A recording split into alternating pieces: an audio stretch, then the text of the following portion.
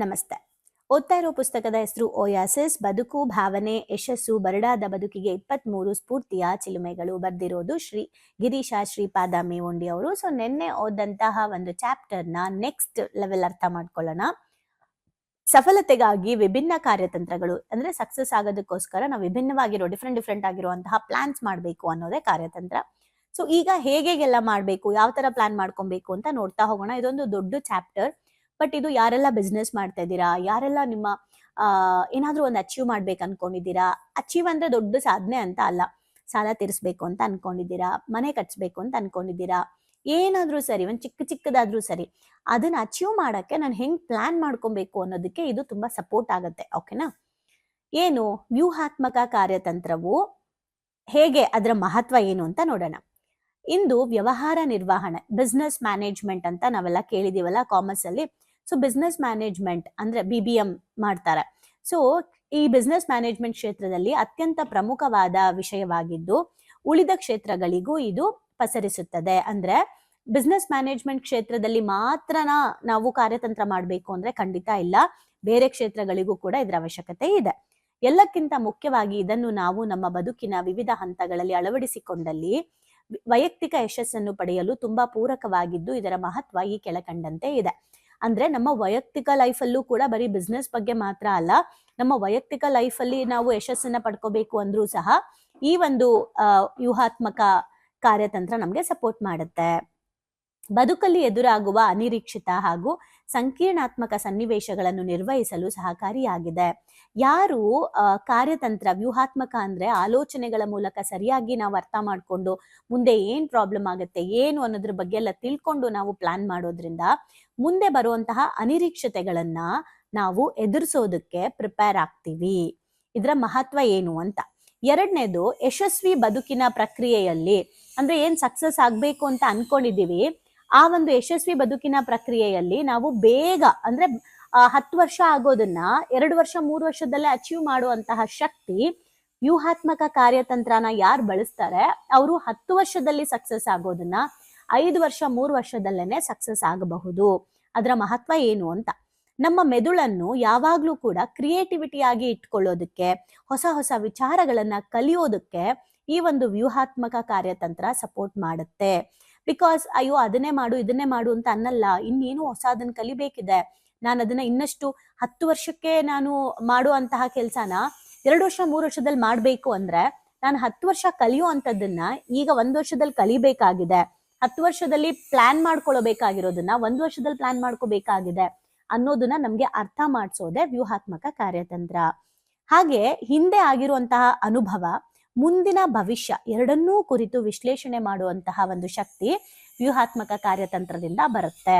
ಹಿಂದೆ ನಾವೇನ್ ಮಿಸ್ಟೇಕ್ ಮಾಡಿದ್ವಿ, ಆ ಮಿಸ್ಟೇಕ್ ನ ಮುಂದೆ ಎಲ್ಲಿ ಅದನ್ನ ರಿಪೀಟ್ ಮಾಡಬಾರ್ದು, ಹುಷಾರಾಗಿ ನೋಡ್ಕೋಬೇಕಪ್ಪ. ನೆಕ್ಸ್ಟ್ ಆ ತಪ್ಪನ್ನ ಎಲ್ಲೂ ಮರುಕಳಿಸದೆ ಹೇಗೆ ನಾವು ಸಕ್ಸಸ್ ಆಗಬೇಕು ಅಂತ ತಿಳ್ಕೊಳಕ್ಕೆ ಈ ಒಂದು ವ್ಯೂಹಾತ್ಮಕ ಕಾರ್ಯತಂತ್ರ ಸಪೋರ್ಟ್ ಮಾಡುತ್ತೆ. ಹಾಗೆ ನಮ್ಗೆ ಲಾಜಿಕಲಿ ಕೂಡ ಯೋಚನೆ ಮಾಡೋದಕ್ಕೆ ಸಪೋರ್ಟ್ ಮಾಡುತ್ತೆ. ತಾಂತ್ರಿಕ ಕೌಶಲ್ಯಗಳನ್ನ ನಾವು ಕಲ್ತ್ಕೊಳ್ಳೋದಕ್ಕೂ ಕೂಡ ಸಪೋರ್ಟ್ ಮಾಡುತ್ತೆ. ನಮ್ಮ ಕೆಲಸಕ್ಕೆ ನಾವು ಅಪ್ಡೇಟ್ ಆಗೋದಕ್ಕೆ ಬೇಕಾದಂತ ಸ್ಕಿಲ್ನ ಕೂಡ ಡೆವಲಪ್ ಮಾಡ್ಕೋಬೇಕು ಅಂತ ನಮ್ಗೆ ಅರ್ಥ ಮಾಡಿಸುತ್ತೆ. ಸಮಯ ಹಾಗೂ ಸಂಪನ್ಮೂಲಗಳ ಅಪವ್ಯಯವನ್ನ ತಪ್ಪಿಸುತ್ತೆ. ಸಮಯ ಮತ್ತೆ ಸಂಪನ್ಮೂಲ, ರಿಸೋರ್ಸ್ ಮತ್ತೆ ಟೈಮ್. ರಿಸೋರ್ಸ್ ಏನ್ ಬೇಕು ಅದಕ್ಕೆ, ಈಗ ನಾನು ಏನ್ ಸಕ್ಸಸ್ ಆಗ್ಬೇಕಂತ ಇದ್ದೀನಿ ಅದಕ್ಕೆ ಬೇಕಾಗಿರುವಂತಹ ರಿಸೋರ್ಸ್ ಅಂದ್ರೆ ಸಂಪನ್ಮೂಲ ಮತ್ತೆ ಸಮಯ, ಇವ್ ಎರಡನ್ನೂ ಕೂಡ ನಾವು ವೇಸ್ಟ್ ಮಾಡದೇ ಇರೋ ರೀತಿ ಹೇಗ್ ಬಳಸ್ಕೋಬೇಕು ಅನ್ನೋದನ್ನ ನಾವು ಮಾಡ್ಬೇಕು ಅಂದ್ರೆ ನಾವು ಫಸ್ಟ್ ವ್ಯೂಹಾತ್ಮಕ ಕಾರ್ಯತಂತ್ರವನ್ನ ಮಾಡ್ಬೇಕು. ಆಮೇಲೆ ಆಗ್ಲೇ ಲಾಸ್ಟ್ ಇದ್ರಲ್ಲಿ ಗಣೇಶನ ಸ್ಟೋರಿ ಕೇಳಿದ್ವಲ್ಲ ಹಂಗೆ. ಸೊ ಸಕ್ಸಸ್ ಆಗ್ಬೇಕು, ಅದಕ್ಕೆ ಟೈಮ್, ಅದು ವ್ಯೂಹಾತ್ಮಕ ಕಾರ್ಯತಂತ್ರನ ಬಳಸ್ಕೊಂಡಿದ್ದಕ್ಕೇನೆ ಗಣಪತಿಗೆ ಐಡಿಯಾ ಬಂದಿದ್ದು, ನಾನು ಟೈಮು ಎಲ್ಲಾನು ಸೇವ್ ಮಾಡ್ಬೋದು ಎಲ್ಲಾ ಕಡೆ ಓಡಾಡೋದಕ್ಕಿಂತ ಅಂತ. ಓಕೆ, ಯಶಸ್ವಿ ಬದುಕಿಗೆ ವಿಶಿಷ್ಟವಾದ ಮಾರ್ಗವನ್ನ ನಮ್ಗೆ ಇದು ತೋರಿಸ್ಕೊಡತ್ತೆ ವ್ಯೂಹಾತ್ಮಕ ಕಾರ್ಯತಂತ್ರ. ಯಾರು ಕಾರ್ಯತಂತ್ರಗಳಲ್ಲಿ ತೊಡಗಿಸ್ಕೊಂಡಿರ್ತಾರೆ, ಯಾರು ವ್ಯೂಹಾತ್ಮಕವಾಗಿ ಅಂದ್ರೆ ಎಲ್ಲರೂ ಮಾಡೋ ರೀತಿ ಅಲ್ಲ, ವಿಭಿನ್ನವಾಗಿ ಯಾರು ಮಾಡ್ಬೇಕು ನನ್ನ ಲೈಫಲ್ಲಿ ಅಚೀವ್ ಆಗಕ್ಕೆ. ಈಗ ನನಗೆ ಯಾರೋ ಒಂದ್ ಜವಾಬ್ದಾರಿ ಕೊಟ್ಟಿದ್ದಾರೆ, ನನಗೆ ಯಾರೋ ಒಂದ್ ಕೆಲ್ಸ ಕೊಟ್ಟಿದ್ದಾರೆ, ಅವರು ನನಗೆ ಏನಂತ ಕೆಲ್ಸ ಕೊಟ್ಟಿದ್ದಾರೆ. ಫಾರ್ ಎಕ್ಸಾಂಪಲ್, ಈಗ ಈ ಒಂದು ಏನು ಓಕೆ, ಈ ಒಂದು 10 ಪ್ರಾಜೆಕ್ಟ್ ನ ನೀವು ರೆಡಿ ಮಾಡಿ ಅಂತ ಏನೋ ಒಂದು ನಮಗೆ ಕೆಲಸ ಕೊಟ್ಟಿದ್ದಾರೆ. ಅವರು ಕೆಲಸ ಕೊಟ್ಬಿಟ್ಟು 10 ದಿನದಲ್ಲಿ ಮುಗಿಸಿ ಅಂತ ಹೇಳಿದ್ದಾರೆ. ಅವ್ರು 10 ದಿನದಲ್ಲಿ ಮುಗಿಸಿ ಅಂತ ಹೇಳಿರೋದನ್ನ ನಾವು 9 ದಿನದಲ್ಲೇ ಮುಗಿಸಿ ಕೊಡೋ ಅಂತದ್ದು. ಹಾಗೆ ಅದನ್ನ ನಾನು 9 ದಿನದಲ್ಲೇ ಯಾಕೆ ಮುಗಿಸ್ಬೇಕು ಅಂದ್ರೆ ನನ್ನ ಮೇಲೆ ಒಂದು ನಂಬಿಕೆ ಅಂಡ್ ಭರವಸೆ ಕೆಲಸ ಕೊಡೋರಿಗೆ ಬರುತ್ತೆ. ಯಾವಾಗ ನಾನು ಅವರ ಭರವಸೆಯನ್ನ ನಾನು ಸಂಪಾದನೆ ಮಾಡ್ತೀನಿ, ಅದು ನನ್ನ ಭವಿಷ್ಯಕ್ಕೆ ತುಂಬಾ ಯೂಸ್ ಆಗುತ್ತೆ. ಹಾಗೆ ಆ ಭರವಸೆಯನ್ನ ಕಂಪ್ಲೀಟ್ ಮಾಡುವಂತ ಒಂದು ದಾರಿಯಲ್ಲಿ ನಾನೂ ಕೂಡ ಸ್ಪೀಡ್ ಆಗ್ತೀನಿ, ಅಪ್ಡೇಟ್ ಆಗ್ತೀನಿ, ನನ್ನ ಹಳೆಯ ಪ್ಯಾಟರ್ನ್ಗಳನ್ನ ಬ್ರೇಕ್ ಮಾಡ್ಕೊಳ್ತೀನಿ. ಎಷ್ಟೊಂದು ಸಮಯ ವೇಸ್ಟ್ ಮಾಡ್ತಾ ಇರ್ತೀನಿ, ಎಷ್ಟೊಂದು ನಾನು ಏನು ರಿಸೋರ್ಸ್ನ ವೇಸ್ಟ್ ಮಾಡ್ತಾ ಇರ್ತೀನಿ, ನನ್ನ ಟೈಮ್ ಎನರ್ಜಿ ಎಲ್ಲ ವೇಸ್ಟ್ ಮಾಡ್ತಾ ಇರ್ತೀನಿ. ಬಟ್ ಯಾರು ವ್ಯೂಹಾತ್ಮಕ ಕಾರ್ಯತಂತ್ರನ ಬಳಸಿ ನಾನು ಈ ಕೆಲಸವನ್ನ ಬೇಗ ಮಾಡಬೇಕು, ಈ ಕೆಲಸವನ್ನ ಸ್ಕಿಲ್ಡ್ ಆಗಿ ಮಾಡಬೇಕು, ಯಾರು ನಂಗೆ ಈ ಕೆಲಸ ಕೊಟ್ಟಿದ್ದಾರೆ ಅದಕ್ಕಿಂತ ಮುಂಚೆ ನಾನು ಮುಗಿಸ್ಬೇಕು, ಇದನ್ನ ಬೆಸ್ಟ್ ಆಗಿ ನಾನು ಪ್ರೆಸೆಂಟ್ ಮಾಡಬೇಕು ಅಂತ ಯಾರು ಇಂಟ್ರೆಸ್ಟ್ ನ ತೋರಿಸಿ, ಅಂದ್ರೆ ಯಾರು ಈ ತರ ಎಲ್ಲ ಕಾರ್ಯತಂತ್ರಗಳನ್ನ ಬಳಸ್ತಾರೆ ಅವ್ರು ಯಾವತ್ತಿದ್ರೂ ಕೂಡ ಅವರ ಜೀವನದಲ್ಲಿ ಸಕ್ಸಸ್ ಆಗ್ತಾರೆ. ಮತ್ತೆ ಅವ್ರ ಹತ್ರ ಕೆಲಸ ಹುಡ್ಕೊಂಡ್ ಬರುತ್ತೆ. ನೀವು ಮಾಡ್ಲಿಲ್ಲ ಅಂತ ಅಂದ್ರೆ ಖಂಡಿತ ನಿಮ್ಗೆ ಯಾರೂನು ಹೆಲ್ಪ್ ನಿಮಗ್ ಮತ್ತೆ ಯಾರು ಕೆಲಸ ಕೊಡಲ್ಲ, ಅಥವಾ ನಿಮ್ಮನ್ನ ನಂಬಿ ಯಾರೂನು ನಿಮ್ಗೆ ಪ್ರಯಾರಿಟಿ ಕೊಡಲ್ಲ. ಆವಾಗ ನಾವು ಬೈಕೊಳಕ್ ಆಗಲ್ಲ, ಅಯ್ಯೋ ನನ್ಗೆ ಕೆಲಸ ಸಿಗ್ಲಿಲ್ಲ, ಅಯ್ಯೋ ನನ್ಗೆ ಪ್ರಮೋಷನ್ ಕೊಡ್ಲಿಲ್ಲ ಅಂತ. ನಮ್ಮ ಕೆಲ್ಸವನ್ನ ನೋಡೇನೆ ಅಲ್ವಾ ನಮಗ್ ಜವಾಬ್ದಾರಿಗಳನ್ನ ಕೊಡೋದು. ಪ್ರಮೋಷನ್ ಅಂದ್ರೆ ಬರೀ ಪ್ರಮೋಷನ್ ಅಲ್ಲ, ಅದೊಂದು ರೆಸ್ಪಾನ್ಸಿಬಿಲಿಟಿ. ನಾವ್ ಈ ರೆಸ್ಪಾನ್ಸಿಬಿಲಿಟಿನೇ ಸರಿಯಾಗಿ ನಿಭಾಯಿಸ್ತಾ ಇಲ್ಲ, ಈ ವ್ಯಕ್ತಿಗೆ ಆ ರೆಸ್ಪಾನ್ಸಿಬಿಲಿಟಿ ಹೆಂಗಪ್ಪ ಕೊಡೋದು ಅಂತ ಅನ್ಸುತ್ತೆ ಅಲ್ವಾ. ಸೊ ಅವಾಗ ನಾವು ನಂಗೆ ಪ್ರಮೋಷನ್ ಸಿಕ್ತಿಲ್ಲ ಅಂತ ಬೈಬೇಕಾ, ನಾನು ನನ್ನ ರೆಸ್ಪಾನ್ಸಿಬಿಲಿಟಿನ ಸರಿಯಾಗಿ ನಿಭಾಯಿಸ್ತಾ ಇಲ್ಲ ಅಂತ ನನ್ ಮೇಲೆ ನಾನು ವರ್ಕ್ ಮಾಡ್ಕೊಬೇಕಾ? ಸೊ ಯಾರು ಆ ತರ ಅವರ ಒಂದು ಕನಸುಗಳನ್ನ ಅಚೀವ್ ಮಾಡೋದಕ್ಕೆ ಅಷ್ಟು ಡೀಪ್ ಆಗಿ ಪ್ಲಾನ್ ಪ್ರಿಪೇರ್ ಮಾಡ್ತಾ ಇರ್ತಾರೆ, ಅವ್ರು ಯಾವತ್ತಿದ್ರೂ ಕೂಡ ಇಷ್ಟೆಲ್ಲ ಬೆನಿಫಿಟ್ಸ್ ನ ಪಡ್ಕೊಳ್ತಾರೆ ಅನ್ನೋದನ್ನ ಹೇಳ್ತಿದ್ದಾರೆ. ಈಗ ಈ ವ್ಯೂಹಾತ್ಮಕ ಕಾರ್ಯತಂತ್ರದಲ್ಲಿ ಎಲ್ಲಿ ಹಾಗೂ ಹೇಗೆ ಇದನ್ನ ಬಳಸಬೇಕು, ಇದನ್ನ ಎಲ್ಲಿ ಬಳಸಬೇಕು, ಹೇಗ್ ಬಳಸಬೇಕು ಅಂತ ತುಂಬಾ ಎಕ್ಸ್ಪ್ಲೇನ್ ಮಾಡಿದ್ದಾರೆ ನೀಟಾಗಿ. ಬಟ್ ನಾನ್ ನಿಮ್ಗೆ ಇವತ್ತೊಂದು ಚಿಕ್ಕದಾಗಿ ಎಕ್ಸ್ಪ್ಲೇನ್ ಮಾಡಿ ನಾಳೆ ಒಂದ್ ಚಿಕ್ಕದಾಗಿ ಎಕ್ಸ್ಪ್ಲೇನ್ ಮಾಡ್ತೀನಿ, ಅವಾಗ ನಿಮ್ಗೆ ಕಂಟಿನ್ಯೂಟಿ ಸಿಗತ್ತೆ. ಈ ವ್ಯೂಹಾತ್ಮಕ ಕಾರ್ಯತಂತ್ರಗಳನ್ನ ಬದುಕಿನ ವಿವಿಧ ಆಯಾಮಗಳಲ್ಲಿ ನಾವು ಇದನ್ನ ಬಳಸ್ಕೋಬಹುದು. ಹೇಗೆ? ಫಾರ್ ಎಕ್ಸಾಂಪಲ್, ಈಗ ಯಾವುದರಲ್ಲಿ ಅಂತ, ದೇಹ, ಮನಸ್ಸು ಹಾಗೂ ಆತ್ಮ, ಇದ್ರಲ್ಲಿ ಹೇಗೆ ಬಳಸ್ಕೋಬೇಕು ಅಂತ ನೀವು ಕೇಳೋದಾದ್ರೆ, ದೇಹವನ್ನ ನಾವು ಸರಿಯಾಗಿ ಬಳಸ್ಕೋಬೇಕು ಅಂದ್ರೆ ದೇಹಕ್ಕೆ ಆರೋಗ್ಯ ಬೇಕು, ಮನಸ್ಸಿಗೆ ನೆಮ್ಮದಿ ಬೇಕು, ಆತ್ಮಕ್ಕೆ ಆಧ್ಯಾತ್ಮ ಬೇಕು. ದೇಹ, ಮನಸ್ಸು, ಆತ್ಮ, ಈ ಮೂರು ಚೆನ್ನಾಗಿ ಇಟ್ಕೋಬೇಕು ಅನ್ನೋದು ನನ್ನ ಗುರಿ ಮತ್ತೆ ಉದ್ದೇಶ. ಈಗ ದೇಹನ ಚೆನ್ನಾಗಿ ಇಟ್ಕೋಬೇಕು ಅಂದ್ರೆ ನನ್ನ ಆರೋಗ್ಯದ ಬಗ್ಗೆ ಕಾಳಜಿ ತಗೋಬೇಕು, ನನ್ನ ಮನಸ್ಸನ್ನ ಚೆನ್ನಾಗಿ ಇಟ್ಕೋಬೇಕು ಅಂದ್ರೆ ನಾನು ನೆಮ್ಮದಿಯಾಗಿರ್ಬೇಕು, ನನ್ನ ಆತ್ಮವನ್ನ ಚೆನ್ನಾಗಿ ಇಟ್ಕೋಬೇಕು ಅಂದ್ರೆ ನಾನು ಆಧ್ಯಾತ್ಮಕ್ಕೆ ಹೋಗ್ಬೇಕು. ಇದು ಸೆಕೆಂಡ್ ಪ್ಲಾನ್. ಇದಕ್ಕೆ ಕಾರ್ಯತಂತ್ರವನ್ನ ಏನ್ ಮಾಡ್ಬೇಕು? ಆರೋಗ್ಯವಾಗಿರ್ಬೇಕು ಅಂದ್ರೆ ನನ್ನ ದಿನಚರಿ ಚೆನ್ನಾಗಿರ್ಬೇಕು, ನನ್ನ ಆಹಾರ ಪದ್ಧತಿ ಚೆನ್ನಾಗಿರ್ಬೇಕು, ನನ್ನ ಎಕ್ಸಸೈಸ್, ನಾನು ದಿನ ಎಕ್ಸಸೈಸ್, ವ್ಯಾಯಾಮ, ಯೋಗ ಮಾಡ್ಬೇಕು. ನನ್ನ ಮನಸ್ಸು ಚೆನ್ನಾಗಿರ್ಬೇಕು ಅಂದ್ರೆ, ನೆಮ್ಮದಿಯಾಗಿರ್ಬೇಕು ಅಂದ್ರೆ ನಾನು ಧ್ಯಾನ ಮಾಡ್ಬೇಕು. ಹಾಗೆ ನನ್ನ ಮನಸ್ಸಿಗೆ ಸಮಯವನ್ನ ನಾನು ಕರೆಕ್ಟ್ ಆಗಿ ಬಳಸ್ಕೋಬೇಕು. ಹಾಗೆ ವೈಚಾರಿಕತೆ ವಿಷಯಗಳನ್ನ ನಾನು ತಿಳ್ಕೋಬೇಕು, ವಿಭಿನ್ನವಾಗಿ ಚಿಂತಿಸ್ಬೇಕು. ಹಾಗೆ ನನ್ನ ಆತ್ಮ ಚೆನ್ನಾಗಿಟ್ಕೋಬೇಕು ಅಂದ್ರೆ ನನ್ನ ಸರಿ ತಪ್ಪುಗಳನ್ನ ನಾನು ಯೋಚನೆ ಮಾಡಿ ಪ್ರಜ್ಞೆನ ಬೆಳೆಸ್ಕೊಂಡು, ಅರಿವನ್ನ ಬೆಳೆಸ್ಕೊಂಡು ನಾನು ನನ್ನ ಸರಿ ತಪ್ಪುಗಳ ನೆಕ್ಸ್ಟ್ ಆಗದೆ ಇರೋ ರೀತಿ ಶಾಂತಿಯಿಂದ ನಿರ್ಧಾರವನ್ನ ಕೈಗೊಳ್ಬೇಕು. ಆಗ ನನ್ನ ದೇಹ, ಮನಸ್ಸು ಹಾಗೂ ಆತ್ಮ ಬ್ಯಾಲೆನ್ಸ್ಡ್ ಆಗಿರುತ್ತೆ. ಗೊತ್ತಾಯ್ತಾ? ಯಾವ್ದ್ರಲ್ಲಿ? ದೇಹ, ಮನಸ್ಸು, ಆತ್ಮ. ಅದಕ್ಕೇನ್ ಬೇಕು? ದೇಹಕ್ಕೆ ಆರೋಗ್ಯ ಬೇಕು, ಮನಸ್ಸಿಗೆ ನೆಮ್ಮದಿ ಬೇಕು, ಆತ್ಮಕ್ಕೆ ಆಧ್ಯಾತ್ಮ ಬೇಕು. ಅದನ್ನ ಅಚೀವ್ ಮಾಡಕ್ಕೆ ಏನ್ ಮಾಡ್ಬೇಕು ಅಂತ ನಾವು ಪ್ಲಾನ್ ಮಾಡ್ತೀವಿ ಅಲ್ವಾ, ಕೆಲಸ ಮಾಡಕ್ಕೆ ಪಾಯಿಂಟ್ ಮಾಡ್ಕೊಂತೀವಲ್ಲ.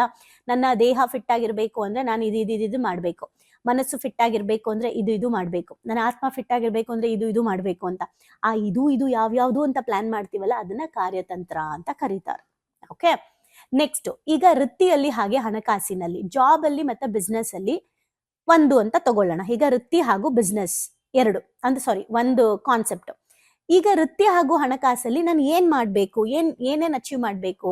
ವೃತ್ತಿಯಲ್ಲಿ ನಾನು ಸಕ್ಸಸ್ ಆಗ್ಬೇಕು, ಹೆಸರು ಮಾಡ್ಬೇಕು, ಅಂದ್ರೆ ಹಣ ಮಾಡ್ಬೇಕು, ಸಂಪತ್ತು, ಹಣಕಾಸಿನಲ್ಲಿ ಹಣ ಮಾಡ್ಬೇಕು.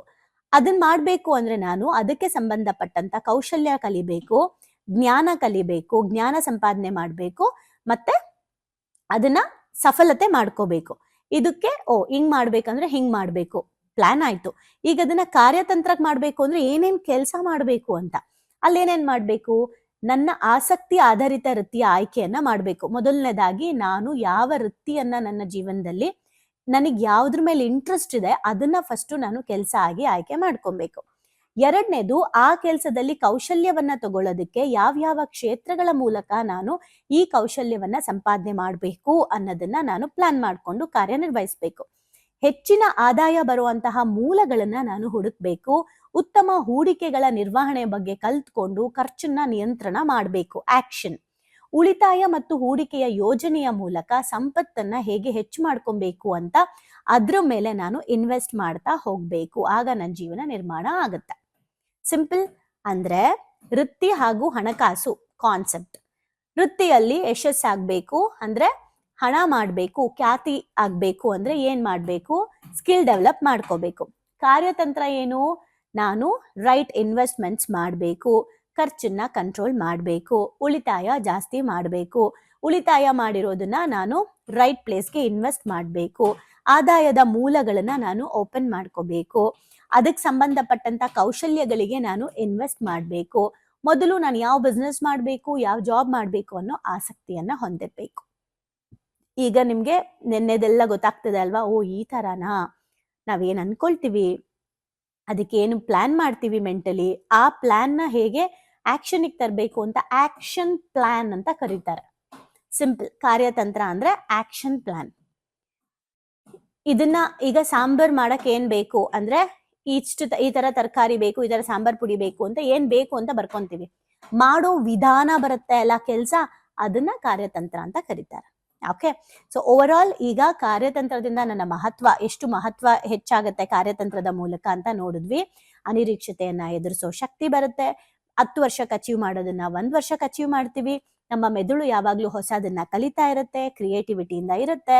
ಹಿಂದೆ ಆಗಿರುವ ಅನುಭವ, ಮುಂದಿನ ಭವಿಷ್ಯ ಎರಡನ್ನೂ ಕೂಡ ವಿಶ್ಲೇಷಣೆ ಮಾಡಿ ನಿರ್ಧಾರಗಳನ್ನ ತಗೊಳ್ತೀವಿ, ಕೌಶಲ್ಯಗಳನ್ನ ಡೆವಲಪ್ ಮಾಡ್ಕೊಳ್ತೀವಿ, ಟೈಮ್ ಮತ್ತೆ ರಿಸೋರ್ಸ್ ನ ನಾವು ಸೇವ್ ಮಾಡ್ತೀವಿ, ಸರಿಯಾಗಿ ಬಳಸ್ಕೊಳ್ತೀವಿ. ಯಶಸ್ವಿ ಬದುಕಿಗೆ ಒಂದು ವಿಶಿಷ್ಟವಾದ ಮಾರ್ಗವನ್ನ ಕೊಡುತ್ತೆ ನಾವ್ ಈ ತರ ಆಕ್ಷನ್ ಪ್ಲಾನ್ ಮಾಡೋದು. ಅದನ್ನ ದೇಹ, ಮನಸ್ಸು ಹಾಗೂ ಆತ್ಮ ಅನ್ನೋದ್ರಲ್ಲಿ ಹೇಗ್ ಮಾಡ್ಬೇಕು, ವೃತ್ತಿ ಮತ್ತೆ ಹಣಕಾಸಲ್ಲಿ ಹೇಗ್ ಮಾಡ್ಬೇಕು ಅಂತ ತಿಳ್ಕೊಂಡ್ವಿ. ಇನ್ನ ರಿಮೈನಿಂಗ್ ಯಾವ್ಯಾವ ಘಟಕಗಳಲ್ಲಿ ನಾವು ಹೇಗೆ ಇದನ್ನ ಫಾಲೋ ಮಾಡ್ಬೇಕು ಅನ್ನೋದನ್ನ ನಾಳಿನ ಎಪಿಸೋಡ್ ಅಲ್ಲಿ ತಿಳ್ಕೊಳ್ಳೋಣ. ಸೊ ಇವತ್ತಿನ ಎಪಿಸೋಡ್ ಅಲ್ಲಿ ಏನ್ ಅರ್ಥ ಆಯ್ತು, ಏನ್ ನಿಮ್ಗೆ ಓಪನ್ ಆಯ್ತು, ಯಾವುದು ಕಾರ್ಯತಂತ್ರ ಓಪನ್ ಆಯ್ತು ಅಂತ ಕಮೆಂಟ್ ಬಾಕ್ಸ್ ಅಲ್ಲಿ ಕಮೆಂಟ್ ಮಾಡಿ. Thank you.